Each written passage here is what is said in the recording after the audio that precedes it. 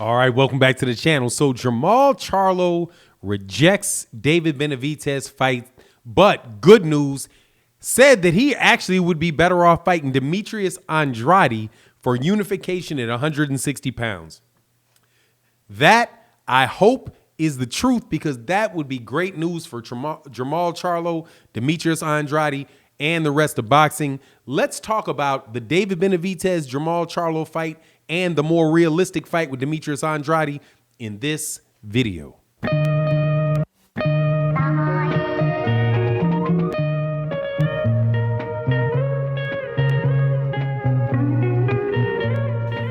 All right, welcome back to the channel.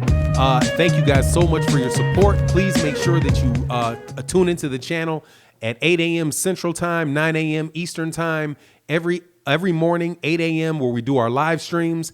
Thank you so much for your support there. This video is going to be kind of a good news and a bad news type of thing. The good news is, well, we'll go with the bad news first. The bad news is that there's not going to be a Jermall Charlo versus David Benavidez fight. There's been a lot of really fun back and forth going on about, with the fight, right? On this side, people are saying, hey, Jermall Charlo doesn't have to move up to 168 pounds to fight David Benavidez because David Benavidez ain't got a belt. The other one's like, well, Jermall said he was going to move up to 168 to fight Canelo and said that he would beat David Benavidez. So, Jermall Charlo was ducking. This is just another example of why he doesn't deserve the Canelo Alvarez fight, right? That, in a nutshell, is the whole conversation going on. But here's the truth of the matter. Jermall Charlo said, look, I'm not fighting David Benavidez. There's nothing in it for me. And I would be better taking the fight with Demetrius Andrade, right? And that is just from a boxing standpoint, a monetary standpoint, a just common sense standpoint, is way, way, way better. So the bad news is no Demetrius Andrade, no fight with David Benavidez and Jermall Charlo. Quite honestly, David Benavidez is a big 168 pounder. If, he can't get another shot at the WBC title to get, or get a shot at Caleb Plant, he might be in a situation where he's going to have to move up to 175. But the good news again is that Jermall Charlo is actually open to a Demetrius Andrade fight. In all of the conversations that I have about Jermall Charlo, I am extremely complimentary of him. The one thing that I'm just like, where there's a gaping hole in it, is the situation with Demetrius Andrade and why Jermall, as the WBC champion, would not fight Demetrius Andrade, who's the WBO champion. Now, I can point to, and I often do, that there's, some type of animus between the camps because Demetrius Andrade had pulled out of a fight with Jermall Charlo. But as things stand right now in the position that people are in, that fight makes the most sense, right? Where, on the other hand, David Benavidez, first, they're in different weight classes. One is at 160, the other guy's at 168. For Jermall Charlo to say, yeah, I'll move up to 168 to fight Canelo, or yeah, I would move up to beat David Benavidez, I ain't got a problem beating him up. When you're hearing him say that on either his Instagram live or, some other interview that he's doing where, he may be in, because I've seen him do interviews when he's on a boat answering questions. I've seen him answer questions when he's at, looks like, a nightclub in Chicago. So, it just does, he may say one thing today and then may think something different a week later. But when it comes down to it, if he wants to say at 160 pounds, that is probably the smartest decision that he can make. I'm not sure for a championship belt what belt he's going to be able to fight at 160. At 168, where at 160 he has fights against Gennady Golovkin. That's a possibility because Gennady Golovkin's still fighting, and Gennady Golovkin's not fighting Canelo Alvarez. He's not moving to 168. So what other options are there for really big paydays for Gennady Golovkin, right? I think he may have one or two fights left on his DAZN contract, but at that point in time, that's a sweet fight for Jermall Charlo. Or the fight with Obviously, the fight with Demetrius Andrade is one where it would be a unification fight, and you would actually, actually would get a belt in that situation. So, just all in all, man, it makes much more sense to fight Demetrius Andrade for Jermall Charlo than it does David Benavidez, and it answers a lot more questions in boxing, that fight, as far as seeing who the best 160 pounder is.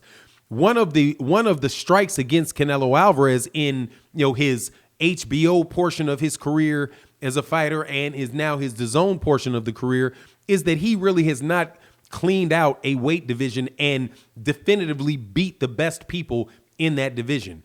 At 154 pounds, a lot of people, including myself, thinks that he lost to Erislandy Lara. So, he was not definitively the best 154 pounder. At 160, he beat Gennady Golovkin and got his hands on 3 of the belts, but he didn't fight Demetrius Andrade. He lost his belt. He got stripped of his IBF belt because he wouldn't fight Sergey Deverenchenko. So, it's just, he didn't finish that off. To have Jermall Charlo and Demetrius Andrade and those guys do that at 160, I think is just better for the sport of boxing. Also, I believe that it's actually a better fight, Jermall Charlo and Demetrius Andrade. That fight has been brewing, again, since they were both at 154 together. I do believe that they were both IBF champions. I think that Demetrius Andrade, and correct me if I'm wrong, but I think Demetrius Andrade was the IBF champion.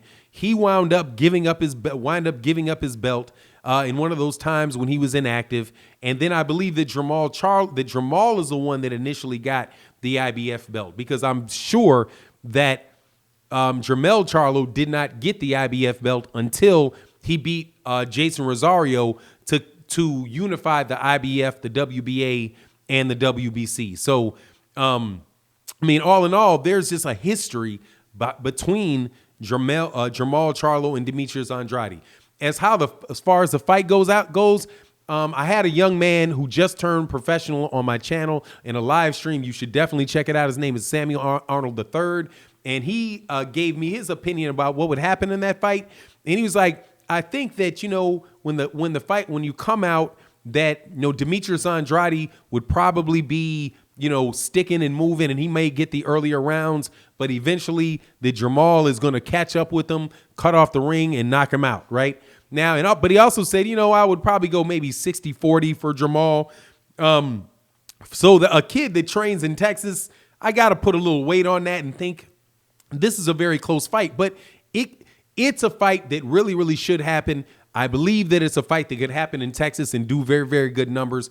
Demetrius Andrade is saying that he wants a fight. Now, the person that is out there, as far as that I know, and I think that obviously that he is very critical to this circumstance, is Ronnie Shields, who is the trainer of Jermall Charlo, and my understanding is very close to Al Heyman and one of the number one guy as far as trainers that have the confidence of Al Heyman. Clearly, what he has to say about it, will mean something. And he may say, because I know in the past he said that we don't get anything out of fighting David Benavidez. He's also said we don't really get anything out of fighting Jermall Charlo. What that means, I do not know, but that would have to mean that the next big fight that they would be looking for Jermall would be Gennady Golovkin. Anyway, I would take all of this. I would take the Gennady Golovkin Jermall Charlo fight, Andre, GGG, any combination of those guys at 160 that would unify would be great for me, and I would prioritize above